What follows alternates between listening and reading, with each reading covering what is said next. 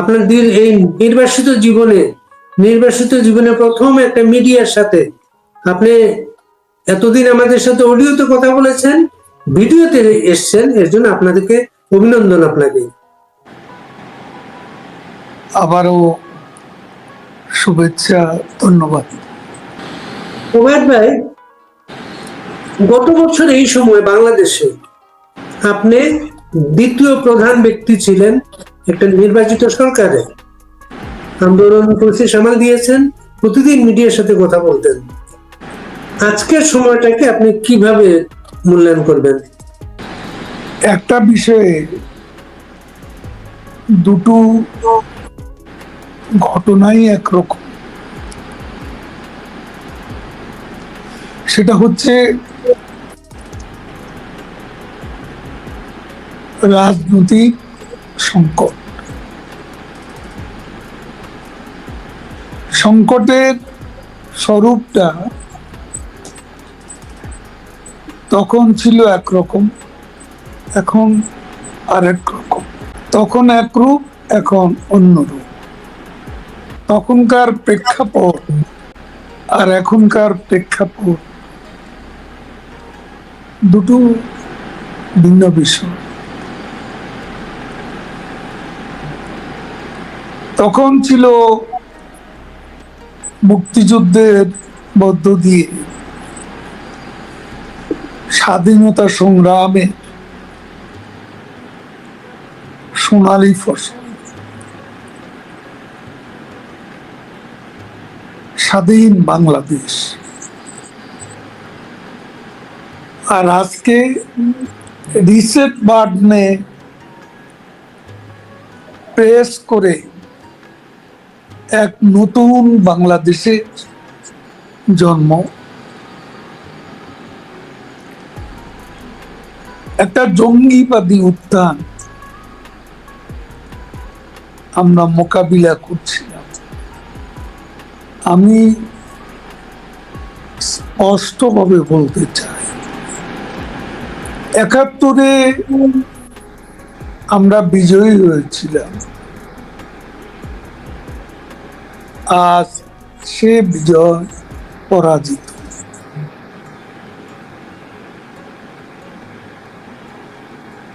আমাদের মুক্তিযুদ্ধ পরাজিত।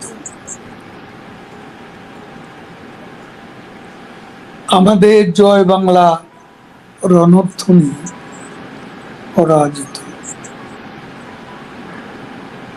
আমরা বিজয়ী হয়েছিলাম,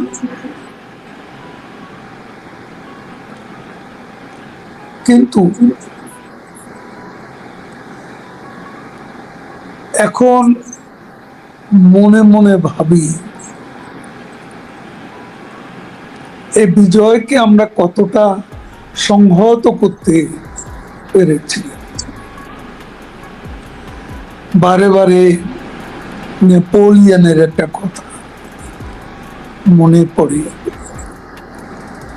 we conquered but could not make use of victory. আমরা বিজয়ী হয়েছি, কিন্তু বিজয়কে সংহত করতে পারি। এটাই ইতিহাসের স্বাভাবিক গতিধারা।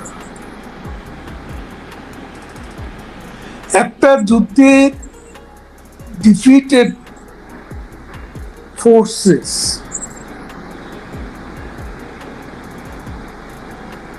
এই ফোর্সেস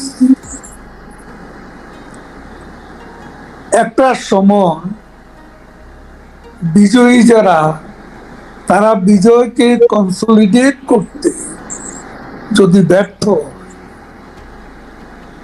তাহলে বিজিতরা, পরাজিতরা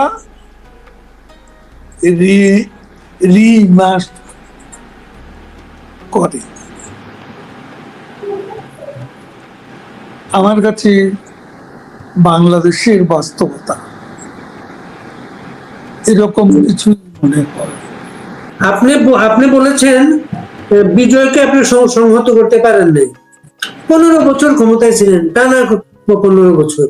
তো আপনি আওয়ামী লীগের সাধারণ সম্পাদক হিসেবে দীর্ঘদিন সাধারণ সম্পাদক আপনি, এই টানা ক্ষমতা থাকা সত্ত্বেও, এত দাপটের সাথে ক্ষমতায় থাকা সত্ত্বেও কেন বিজয় সংহত করতে পারলেন না? দৃশ্য তো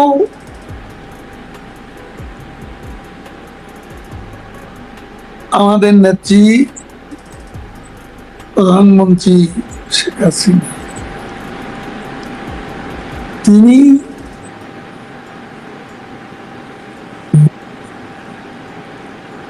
বিজয় সংহত করেছিলেন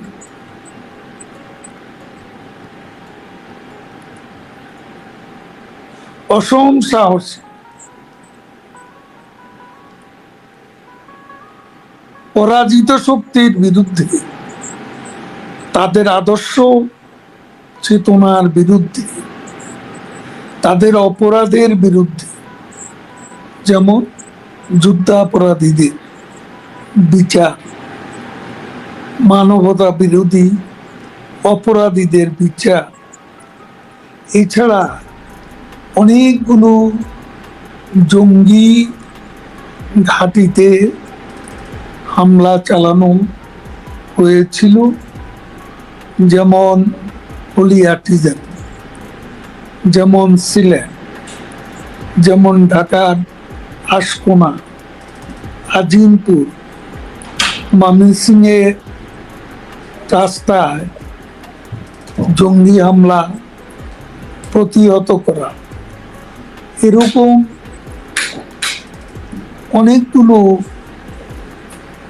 কাজ দুঃসাধ্য সাধন করে সারা বিশ্বেই প্রশংসিত হয়েছিলেন জঙ্গিবাদ দমনে সফলতার জন্য প্রধানমন্ত্রী শেখ হাসিনা।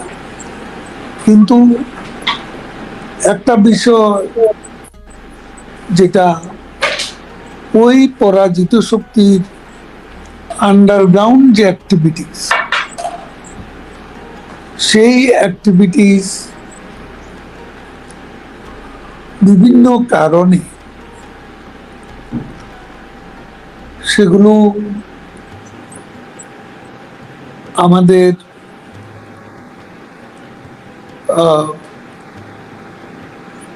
গোচরে ছিল। এই যে গোয়েন্দা সংস্থা সঠিকভাবে আপনাদের ব্রিফ করে নেই, গোয়েন্দা সংস্থা, বা আজকে আমরা সেনাবাহিনীর চেহারা দেখতেছি। গোয়েন্দা সংস্থার রিপোর্টের উপরে ভিত্তি করে সব রিপোর্টই সঠিক তথ্য সরবরাহ করেছে, এমনকি উঁচু গলায় বলা যায় না। সব সঠিক তথ্য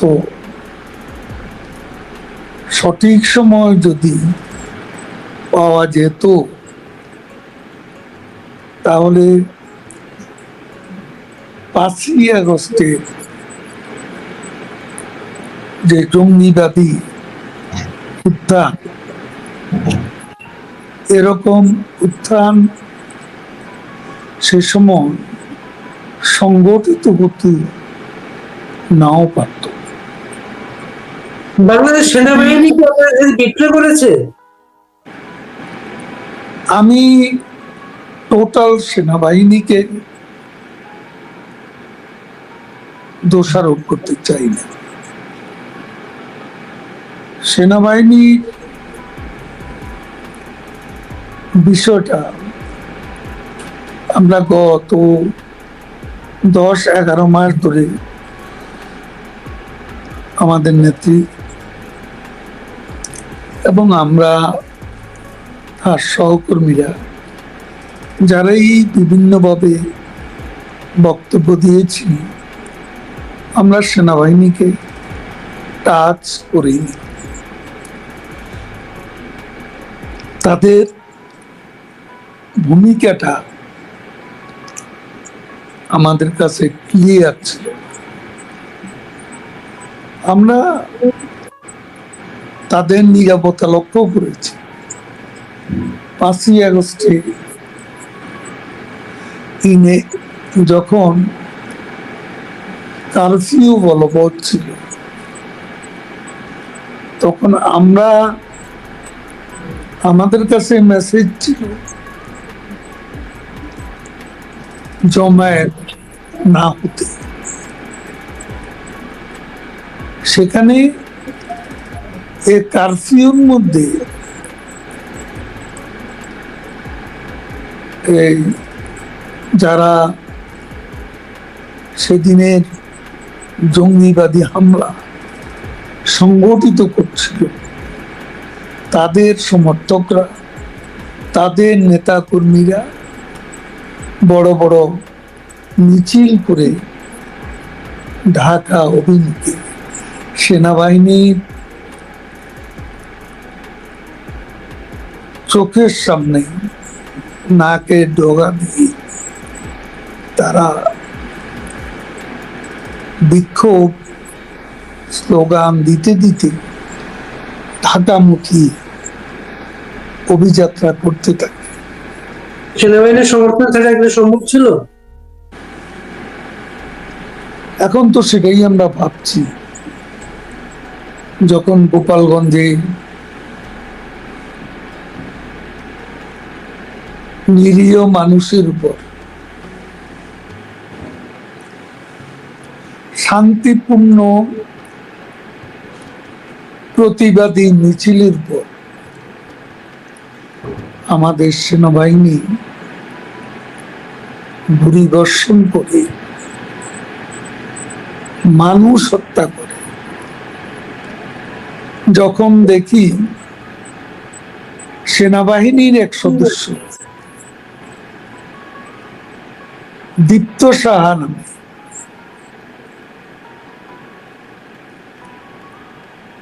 এক তরুণকে যুক্তরাষ্ট্রের জর্জ ফ্লয়েডকে যেমন করে বুটের তলায় তার গলা পিষ্ট করছিল, আর সে বলছিল আর্তনাদ করে, আই ক্যানট ব্রিথ। দীপ্ত সাহার গলায়, মুখে বাংলাদেশের একজন সেনা সদস্য এভাবে শ্বাসকষ্টের সৃষ্টি করেছিল, সেটা ভেবে আমরা অবাক, আমরা হতবাক। যখন আমরা দেখি যে সেনাবাহিনী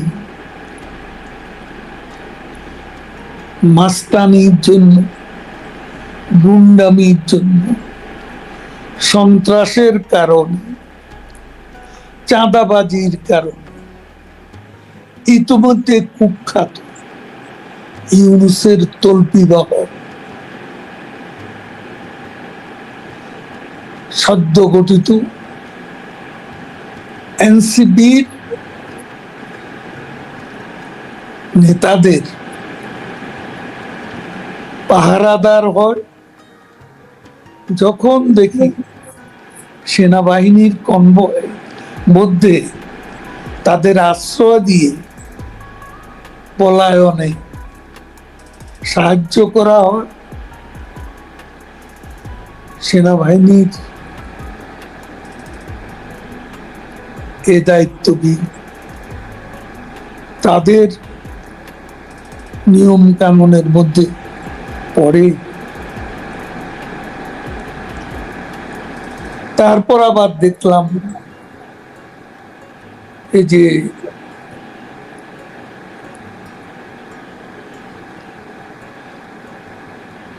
ঢাকায় ট্রেনিং বিমান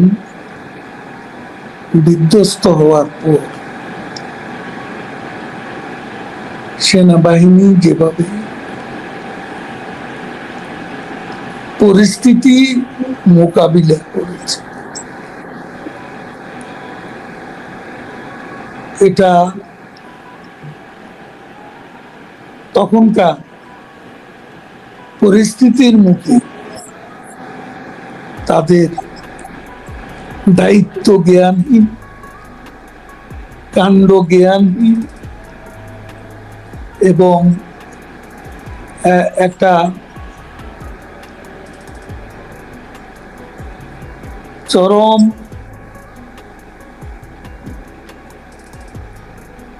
একটা হিংসাত্মক পরিস্থিতি সৃষ্টি করতে তাদের অহংবোধের যে প্রকাশ ঘটেছে সেটাও ক্ষমা করার মতো কিছু নয়। গোপালগঞ্জে মানুষ যেভাবে রুখে দাঁড়িয়েছে, মাইলস্টোন স্কুলের ঘটনার পরে ছাত্ররা যেভাবে রুখে দাঁড়িয়েছে, আপনি আওয়ামী লীগের দ্বিতীয় প্রধান নেতা, আপনার নোয়াখালীর অবস্থা তো খুবই করুণ। আপনি এত বড় নেতা ছিলেন, বারবার ইলেকশনে যে পাশ করে আসছিলেন, আপনার সেই কর্মী বাহিনী গেল কোথায়? যখন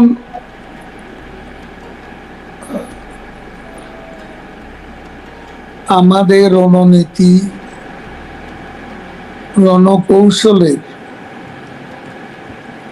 অবলম্বনে আমরা যখন সত্যিকার অর্থে আমাদের নেত্রীর ভাষা যে ম্যাস রেজিস্ট্যান্স, গণ প্রতিরোধ, আমরা ঢাকামুখী অভিযান, লং মার্চ টু যমুনা, এই এজেন্ডার বাস্তবায়ন করতে যাবে, তখন কার কতটা অংশগ্রহণ, কার কতটা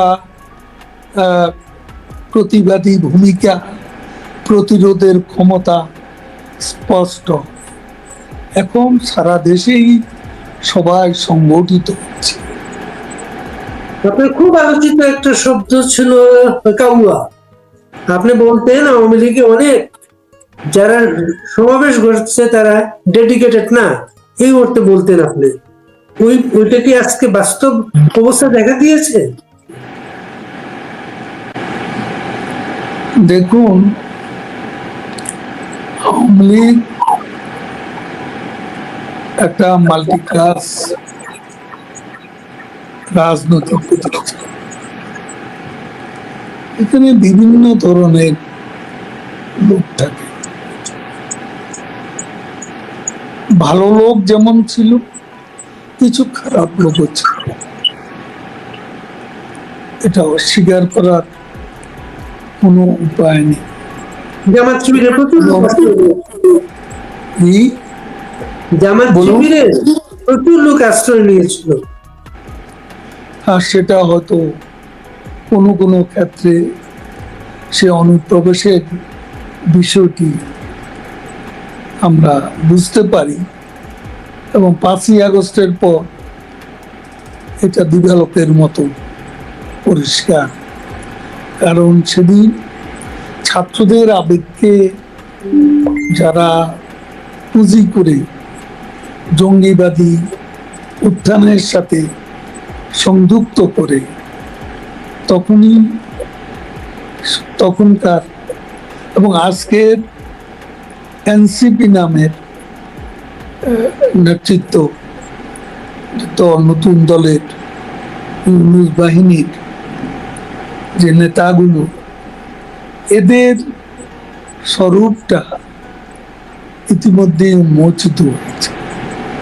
সেখানে অনুপ্রবেশকে উড়িয়ে দেওয়া যায়। আপনি ছাত্রলীগের প্রেসিডেন্ট ছিলেন, কত ত্যাগ তিতিক্ষার সংগঠন আপনার।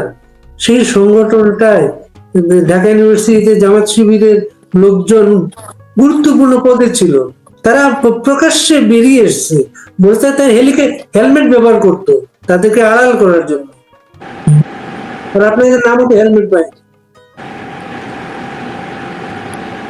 দেখেন, এইসব বিষয়গুলো আমাদের আমাদের নিজেদের মধ্যে চর্চা আছে, আত্ম সমালোচনাও আছে, আনুষ্ঠানিকভাবে নয়। আমাদের মধ্যে এইসব নিয়ে আলাপ আলোচনা আছে, ভুল ত্রুটি নিয়ম কথাবার্তা আছে। এগুলো এই মুহূর্তে যেখানে দেশ এক গভীর সংকটে, যেখানে আমরা অন্ধকার সময় অতিক্রম করছি, এটা চরম মূল্য দিতে হলো, চরম মূল্য দিতে হলো। যে কথাটা বলা হয়, আওয়ামী লীগ যখন জয়ী হয়, একা জয়ী হয়, আওয়ামী লীগ যখন হেরে যায়, সারা বাংলাদেশ হেরে যায়। হ্যাঁ, এটা যিনি বলেছেন এটাও তো তার দৃষ্টিকোণ থেকে তিনি বলেছেন। তবে আমার একটা অভিজ্ঞতা হচ্ছে, পার্টির জেনারেল সেক্রেটারি হিসেবে দায়িত্ব পালনের যে অভিজ্ঞতা, আমার কাছে মনে হতো যে আওয়ামী লীগ যখন বিরোধী দলে থাকে তখন সাংগঠনিকভাবে খুব শক্তিশালী থাকে এবং not only organized but spirited থাকে। এটা এক বছরের মধ্যে ইউনূস সরকার টের পাচ্ছে, এক বছরের মধ্যে টের পাচ্ছে তারা। ক্ষমতাসীন আওয়ামী লীগের যে দলীয় যে শক্তিটা, সেটা বিরোধী দলে যতটা শক্তিশালী থাকে ততটা শক্তিশালী থাকে। বলেন কি প্রশ্ন? এটা প্রফেসর ইউনূস টের পাচ্ছেন। এর জন্য মাইলস্টোন স্কুলের ঘটনার পরে ওই রাজনৈতিক দলগুলোকে যেন ডাকলেন, ওইখানে আওয়ামী লীগের ভয় দেখাচ্ছেন। আওয়ামী লীগ আইলো, আওয়ামী লীগের ভয় দেখিয়ে তাদেরকে উনি সতর্ক করছেন বারবার। তিনি সতর্ক করেছেন আওয়ামী লীগ জুজুর ভয় দেখাচ্ছেন তার মিত্রদের। তার মানে আওয়ামী লীগ আবারও গত কয়েক মাসে জানান দিচ্ছে আওয়ামী লীগ আছে, আওয়ামী লীগ থাকবে। আওয়ামী লীগের নেত্রী বঙ্গবন্ধু কন্যা শেখ হাসিনার উদাত্ত আহ্বানে মুক্তিযুদ্ধের পক্ষের শক্তিও আজ ঐক্যবদ্ধ হচ্ছে। মানুষ আজ বলতে শুরু করেছে, আওয়ামী লীগ আমলে ভালো ছিলাম, এর চেয়ে শেখ হাসিনার আমলে ভালো ছিলাম। এই যে একটা বোধোদয় মানুষের মাঝে সৃষ্টি হয়েছে, এটা কি নোবেল বিজয়ী ইউনূস সাহেব টের পাচ্ছেন না? তার সাঙ্গপাঙ্গরা কি বুঝতে পারছেন না? জাগরণ, একটা নব জাগরণ সারা বাংলাদেশে সৃষ্টি হয়েছে। আপনি আওয়ামী লীগের সাধারণ সম্পাদক হিসাবে প্রতিদিন একটা ব্রিফিং করতেন, সাধারণ সম্পাদক হিসাবে। ওই ব্রিফিং এ আপনি ইউনূস সাহেব নিয়েও কথা বলতেন, আর তারেক রহমানকে সব সময় পলাতক হিসেবে ব্যঙ্গ করতেন। আজকে কি আপনি তারেক রহমানের জায়গায় চলে গিয়েছেন? দেখুন, তারেক রহমান একটা সময় 1/11 2006-07 দিকে, সম্ভবত 2007, 2007 আর রাজনীতি করব না, এই মুসলেকা দিয়ে লন্ডনে চলে গিয়েছে। তারপর তিনি কি আর 7-এর পর 25 এর মধ্যে তিনি কি ফিরে এসেছেন? আমরা তো মুসলেকা দিয়ে রাজনীতি ছেড়ে দিইনি। এখন একটা বিষয় হচ্ছে, আমি তো 3 মাস দেশে ছিলাম, কিন্তু আপনারা জানেন আমি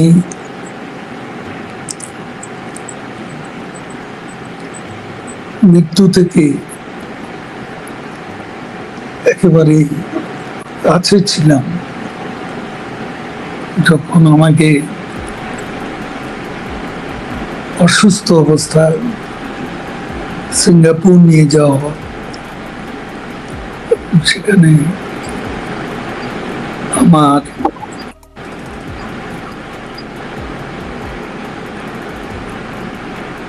মেজর অপারেশন হয়।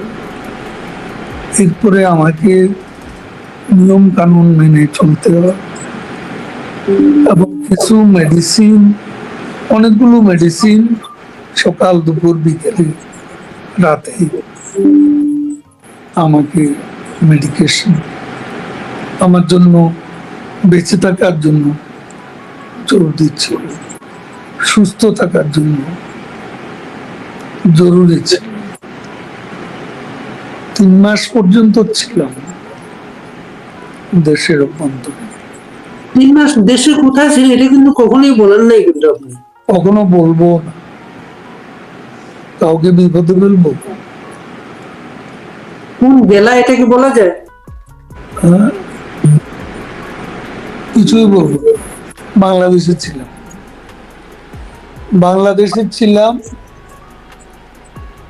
আমি একটা পর্যায়ে খুব আমাকে খোঁজাখুঁজি করছিল সরকারি লোকজন, পুলিশের লোকজন, ডিবি। তখন আসলে আমার একটা চিন্তা থেকে আমি বেরিয়ে এসেছি। সেটা হলো যে কারাগার, এখন যে জেল যুগ, যেভাবে অ্যারেস্ট করে রিমান্ডের ছোড়াছুড়ি, তারপর কারাগারে আরেক মানবেতর জীবন, আমার শারীরিক অবস্থার কারণে আমাকে কে ওষুধ খাওয়াবে এরও তো কোনো নিশ্চয়তা ছিল। তো আমি খুব চিন্তা ভাবনা করেই নিরাবস্থানে চলে এসেছি। যারা কারাগারে আছেন এখন, যারা অনেক মানবতর জীবনযাপন করছেন, আদালতে তাদের উপর হামলা করা হয়, আপনার সহকর্মীদের উপরে যে হামলাগুলা যখন দেখেন, যখন প্রিজন সেলে তাদেরকে দেখেন, তখন আওয়ামী লীগের সাধারণ সম্পাদক ওবায়দুল কাদেরের মনে কি প্রতিক্রিয়া তৈরি হয়? জেল তো আমার জীবনে নতুন নয়। আমি 111 জেল দেখেছি, 1.5 বছর কারাগারে ছিলাম। আমি বঙ্গবন্ধু হত্যা উত্তর বাংলাদেশে জিয়াউর রহমানের কারাগারে ছিলাম,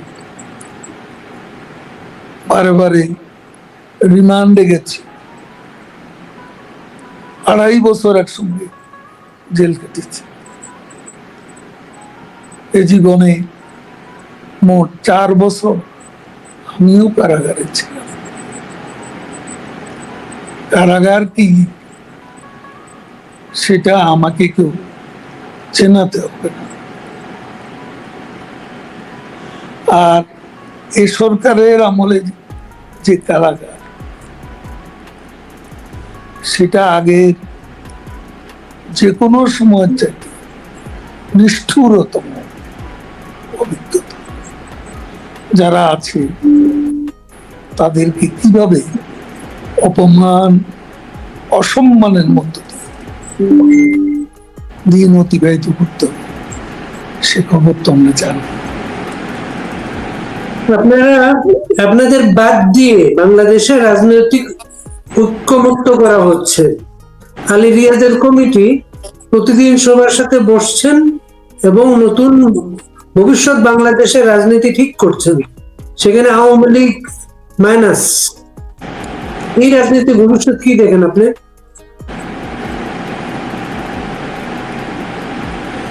যারা আওয়ামী লীগকে মাইনাস করার দুঃস্বপ্ন দেখছে, তারা নিজেরাই জনগণ কর্তৃক মাইনাস হয়ে যাবে। সেদিন বেশি দূরে, খুব বেশি দিন এই কমান্ড ইকোনমি ফেল করেছে, কমান্ড পলিটিক্স ফেল করতে যাচ্ছে, কমান্ড জুডিশিয়ারি ফেল করতে যাচ্ছে। সব দিক থেকে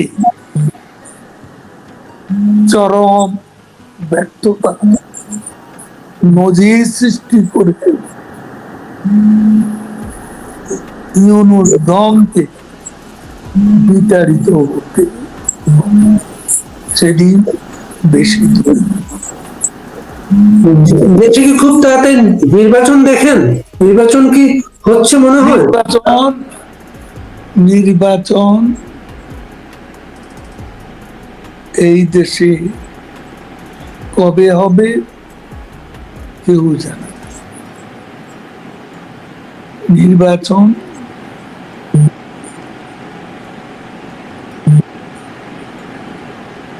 একদিকে এনসিপি জামাত, তারা অত তাড়াতাড়ি নির্বাচনের পক্ষে, আবার বিএনপি এবছরই নির্বাচন চায়। এখন নির্বাচনের ভাগ্যে কি আছে কেউ জানে না। আওয়ামী লীগ যেই পার্টি 50% যাদের জনসমর্থন অটুট, সেই পার্টিকে বাদ দিয়ে অংশগ্রহণমূলক নিরপেক্ষ নির্বাচন কোনোদিনও, সেই পার্টি তো বাংলাদেশে এখন নিষিদ্ধ এবং আপনাদের কোনো নিবন্ধন নাই এখন বাংলাদেশে। দেশের মানুষ নিষিদ্ধ ভাবে না। দেশের মানুষের হৃদয়ে আওয়ামী লীগ জেগে আছে, জাগ্রত আছে। শেখ হাসিনার নেতৃত্বের যে স্মৃতি, ক্ষমতায় থাকাকালে সেই শুভ স্মৃতি মানুষ বলে। আমাদের আমলেও কিছু যে আচরণগত ভুল ছিল না সেটা আমি বলবো না, তারপরও খুব গুরুত্বপূর্ণ ভুল ছিল। তিনটা ইলেকশনে বাংলাদেশে নিউ জেনারেশন ভোট দিতে পারে নাই। কেন দিতে পারে না? অংশগ্রহণমূলক নির্বাচন ছিল না। কেন হয়নি?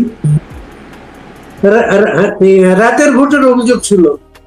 তারাও কি নির্বাচনে আসতে বাধা ছিল? তুমি আসবে না নির্বাচনে, আপনি আসতে চান না, আমি কি জোর করে আনবো? নির্বাচনটা নির্বাচন কমিশন কন্ডাক্ট করেছে।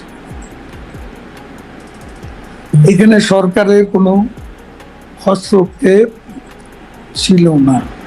যদি নির্বাচনে আসত, নির্বাচনের পরিবেশটা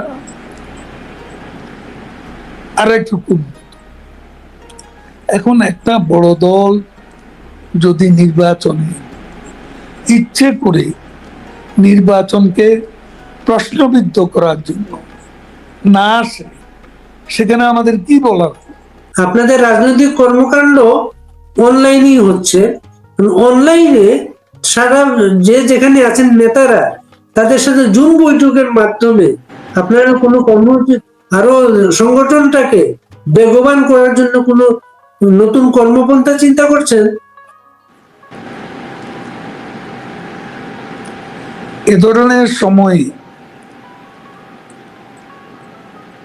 যেভাবে রণকৌশল থাকে, আমরা সেভাবেই সংগঠিত হচ্ছি আমাদের নেত্রী শেখ হাসিনার নির্দেশে। ওনার সাথে কি আপনার কথা হয়? আমি নিয়মিত কথা বলে তাকে বিরক্ত করতে কখনো চাইনি, এখনো চাই না। আমার যখন প্রয়োজন, মাঝে মধ্যে কোনো কিছু জরুরি মনে হলে আমি তার সঙ্গে অবশ্যই কথা বলি। কর্মীদের উদ্দেশ্যে আমাদের নেত্রী নির্দেশ দিচ্ছেন, সেটাই আমার সেই রণনীতি, রণকৌশল অবলম্বন যাতে হয়, কর্মীরা যাতে নেত্রী নির্দেশ মতো নিজেদেরকে সংগঠিত রাখে, সংগঠিত হয়, সেটাই আমার বক্তব্য। আমরা জানি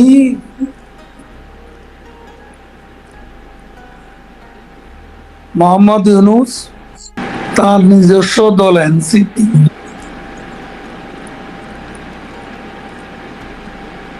জামাত সহ ইসলামপন্থী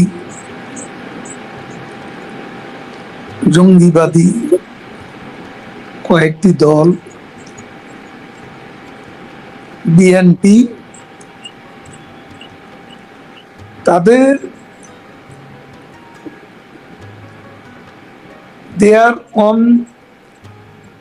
different pages, but they are on the same page against Awami League.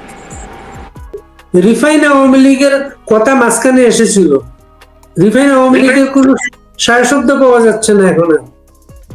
এই ধরনের আওয়ামী লীগ অতীত অনেকে চেষ্টা করেছে এ ধরনের হাইপেন আওয়ামী লীগ করার জন্য। এই চেষ্টা সফল হবে এটা আমরা বিশ্বাস করি। আওয়ামী লীগ সভাপতি আমাকে 3 বার জেনারেল সেক্রেটারির দায়িত্ব দিয়েছে। এত বড় দায়িত্ব স্বাধীনতার পর আর কারো ভাগ্যে জোটেনি। এটা তো সত্য, এটা খুবই সত্য থাকতে পারে। আমি সম্পূর্ণ সফল এ দাবি করি না। আমারও ব্যর্থতা আছে, ভুল আছে, সময় মতো সব। কিন্তু আপনার সভাপতি, সাধারণ সম্পাদক প্রতিদিন কথা হয় বা মত বিনিময় হয়, এমন কোনো প্রমাণ কারো কাছে নেই। এর জন্যই প্রশ্নগুলো আসে। সবসময় ওনার সাথে অনেকেই কথা বলে, কিন্তু এবং উনি তো প্রতিদিনই প্রায় ভার্চুয়ালি আমাদের অনলাইন প্ল্যাটফর্ম গুলাতে যুক্ত। এবং সারা দেশের কর্মীরা আপনার তিনি শুধু grassroots level- বলেন না, আপনার গ্রাসরুট লেভেলের কর্মীদের সাথে কথা হয় ওনার প্রতিদিন। ও কর্মীদের কথাই শোনেন, তিনি শুনেন। আমাকে কোনো কোনো তৃণমূলের কর্মী একথাও বলেছে, সে অত যুবলীগ, ছাত্রলীগ বা স্বেচ্ছাসেবক নয়। সামান্য একজন কর্মী, ছোটখাটো পদ, যে নেত্রীর সাথে 3 বার, কেউ বলে 4 বার, কেউ বলে 5 বার কথা হয়েছে। তাহলে অবস্থাটা বুঝেন। উনি তো দলটাকে টেনে তুলেছেন আবার একা একা।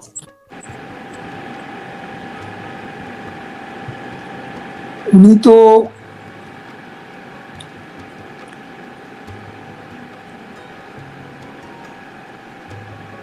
উনি আসলে পারেন এই বয়সেও তার গতি অ্যারাবিয়ান হর্স, সত্যি বলতে।